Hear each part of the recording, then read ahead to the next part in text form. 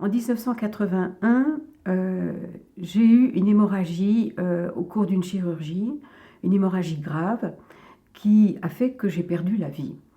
Je sais tout ça après, bien sûr, mais dans ce temps où j'étais sans doute allongée dans un lit, moi, mon âme s'est élevée, enfin ma personne s'est élevée vers un Seigneur que je ne voyais pas, mais que je sentais extrêmement là, puissant, aimant. J'ai rencontré l'amour de Dieu. J'ai rencontré l'amour de Dieu d'une façon magistrale, tellement extraordinaire que, en quelque sorte, je courais vers lui. Je savais que j'étais en train de mourir, mais j'étais dans une grande joie parce que je courais vers cet amour et c'était un temps absolument merveilleux. Et je ne voulais bien sûr absolument pas revenir en arrière. Et j'avais conscience que j'étais en train de perdre la vie. Et cependant, comme dans un dialogue, comme dans un dialogue, je sais que c'est le Seigneur lui-même qui m'a remis en mémoire dans cette course vers lui que j'avais déjà 3 enfants. Et je crois que vraiment j'ai été d'une grande déception dans un premier temps et j'ai fait « Oh, mais oui, je ne peux pas partir ». Et je l'ai dit à ce Seigneur qui était là, présent. Je lui dis « Ah, je ne peux pas partir. J'ai 3 jeunes enfants. » Et j'étais vraiment désolée. Désolée. Désolée que ma course vers lui doive s'interrompre. Et j'étais tiraillée entre le devoir de rester et l'envie très grande de continuer ma route. Et petit à petit, dans ce silence que le Seigneur m'a opposé en quelque sorte, comme une attente, comme le sentiment qu'il m'attendait, il attendait que je prenne une décision. Et je sentais cette attente. Et là, je sentais bien que je devais m'arrêter. Je devais retourner en arrière et même le lui demander. Et j'ai dit, Seigneur, je dois retourner. Je dois retourner, je n'ai pas fini mon travail. Je dois retourner. Et c'est un désir qui a grandi, si bien que je m'éloignais de plus en plus de ce regret pour vraiment désirer revenir m'occuper de mes enfants. Et si bien même que dans ce silence que le Seigneur, de cette attente que le Seigneur avait, j'ai voulu être plus convaincante et je lui ai dit « Il faut que je revienne, il faut que je revienne. Et si tu veux, quand j'aurai terminé mon travail, tu pourras me reprendre. Mais pour le moment, je dois m'occuper de mes jeunes enfants. » Et là, je ne le savais pas. Mais j'étais en train de passer une espèce de contrat qu'il ne m'avait pas demandé. Une condition, tu pourras me reprendre quand j'aurai terminé mon travail. Mais le Seigneur ne m'avait rien demandé. Il ne m'avait pas mis de condition. S'il me ramenait à la vie, c'était gratuit, généreux, bon, mais pas sous condition. Et cette condition, elle représentait, je l'ai su plus tard, mais très tard, il n'y a pas longtemps, il y a 3 ans seulement, elle représentait une alliance avec la mort.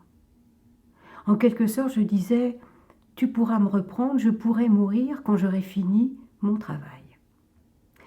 Alors donc, les années ont passé, c'était en 81, nous sommes en 2016, et en 2014,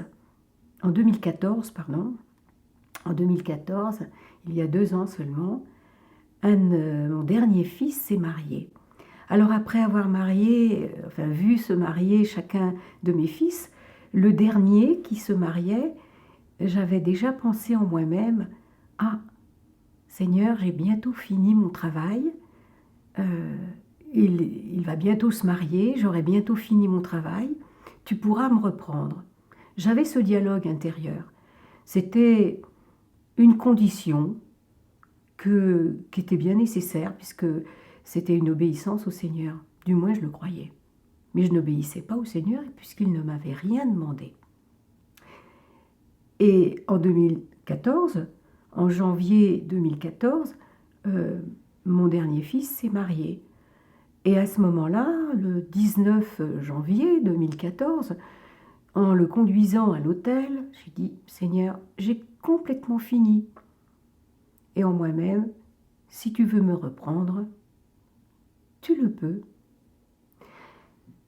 Et à peine un mois après, on me diagnostique un cancer du sein.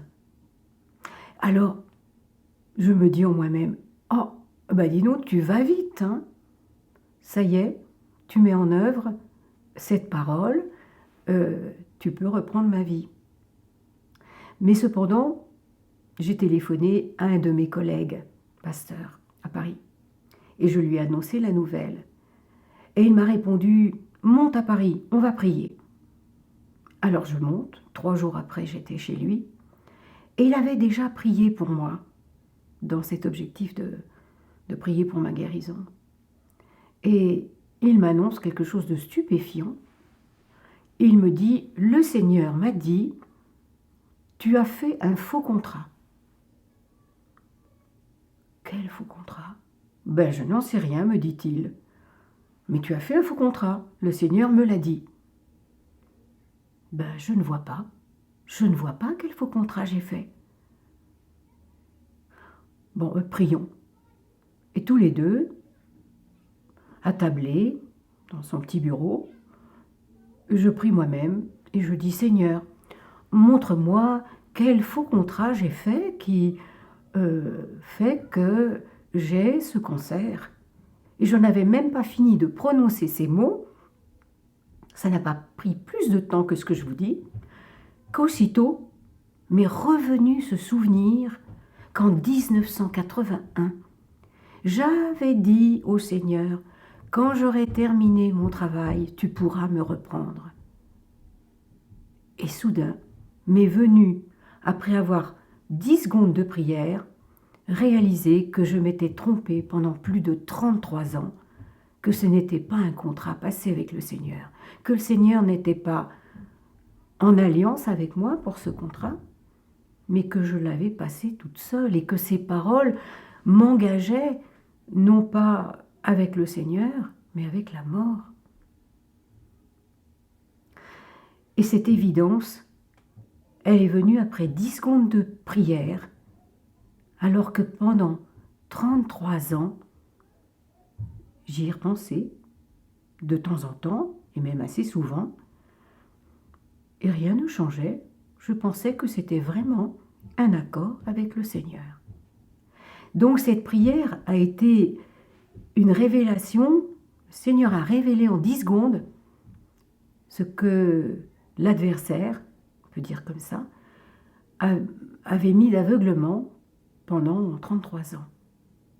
Et évidemment, je me suis repentie de cette fausse alliance avec Dieu et cette vraie alliance avec la mort, l'esprit de mort. Et j'ai demandé pardon. Je me suis vraiment repentie de tout mon cœur. Et j'étais quand même très stupéfaite de cet aveuglement qui avait été le mien pendant 33 ans. Alors voilà, j'ai été opérée, mais on n'entend plus parler de ce cancer. Et c'est bien normal parce que la fausse alliance a été dénoncée, le pardon a été accordé au nom de Jésus et qu'il n'y a évidemment plus d'esprit de mort qui ait des droits sur moi.